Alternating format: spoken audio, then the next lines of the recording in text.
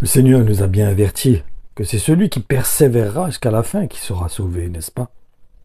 Et nous devons savoir qu'il sera de plus en plus difficile pour un chrétien de rester dans le même état d'esprit que celui qui animait les premiers disciples, s'ils ne s'arment pas des mêmes sentiments que ceux donc qui ont animé ces premiers chrétiens. En effet, si le disciple de Jésus-Christ ne meurt pas lui-même en disposant son cœur à l'écoute du Saint-Esprit, il aura beaucoup de difficultés pour résister à l'influence du monde.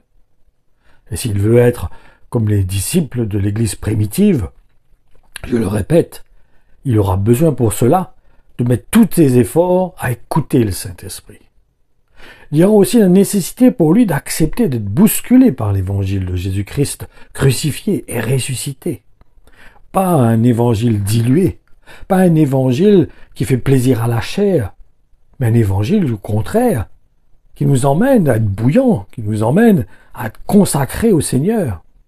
C'est pour cela que nous avons besoin de reconnaître les vrais serviteurs de Dieu.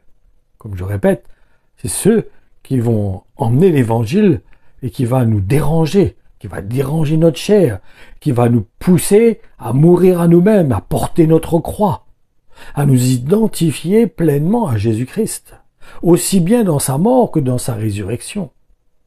Autrement, il y a de grandes chances pour que le chrétien qui n'est pas déterminé à porter sa croix et à mourir à lui-même ne soit pas accaparé par l'esprit qui anime le monde. Et nous devons comprendre de quelle façon cet esprit agit dans le monde. Vous avez dû remarquer qu'il est vraiment très difficile à l'heure actuelle d'être captivé par la lecture de la parole de Dieu, ainsi que par la prière, n'est-ce pas?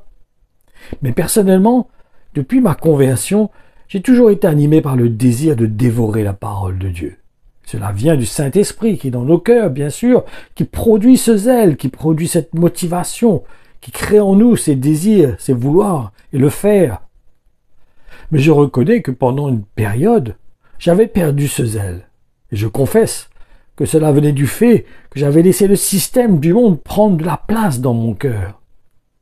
Et n'oublions pas que c'est le diable qui a mis cette influence en place, afin de détourner justement l'esprit de l'homme de tout ce qui peut l'emmener vers Dieu. Comme l'exemple de la télé, des réseaux sociaux, de beaucoup de choses qui nous captivent.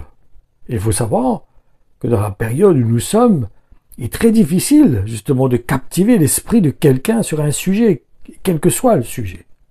Et cela, plus de 3 minutes. Et sur ce sujet, je vous rassure, ce n'est pas moi qui le dis, mais ce sont les sondages. Et ce résultat, qui ne permet pas justement à quelqu'un d'être plus attentif que 3 minutes, ne vient pas directement de lui, mais ce sont les conséquences justement de l'influence du monde qui nous emmène à nous détourner, à dépendre de ce qu'on nous offre, de nous engraisser quelque part. Pour cela que je vous dis que si un enfant de Dieu n'accepte pas d'être bousculé dans son confort par la parole de Dieu, cette parole, la même qui a été annoncée par les premiers apôtres, il y a de très grandes chances pour que le chrétien devienne tiède, qu'il devienne dépendant des bons messages agréables qui font plaisir à la chair, qui engraissent la chair plus que l'esprit, qui n'emmène pas notre esprit à mourir, à porter notre croix, à faire mourir justement notre chair. Ma conclusion, soyons de réels disciples de Jésus-Christ. Ne soyons pas dans cette disposition de cœur de fuir quand la réprimande vient dans notre vie ou la correction au travers de la parole de Dieu. Comme l'exemple, par exemple, de ceux qui ont quitté Jésus-Christ, lorsqu'il leur a dit qu'ils auront à manger de la chair et de boire de son sang. Beaucoup sont partis quand Jésus-Christ a dit ces paroles. Ils disaient, mais c'est trop dur, qui peut supporter ces paroles? Et aujourd'hui, justement, quand vous communiquez la réelle parole, le réel évangile, c'est ce que les gens vous disent. Tu manques d'amour, tu n'as pas de miséricorde. Ils fuient l'évangile. C'est comme ces disciples qui ont dit à Jésus, mais qui peut supporter ces paroles? Elles sont trop dures. Le vrai disciple de Jésus-Christ, il avale, parce qu'il s'est identifié à Jésus-Christ. Il s'est identifié à la mort de Jésus-Christ, afin d'avoir part à la résurrection de Jésus-Christ. Donc comprenons et armons-nous de détermination, identifions-nous à la parole de Dieu et suivons les traces de Jésus-Christ qui nous a demandé, celui qui veut être mon disciple, qu'il porte sa croix et qu'il meure à lui-même.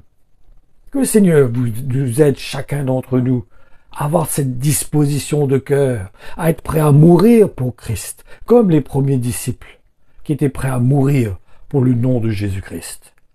Soyons déterminés et ne soyons pas à mélanger la parole de Dieu, à la compromettre, à la diluer pour faire plaisir au plus grand nombre. Mais prenons notre position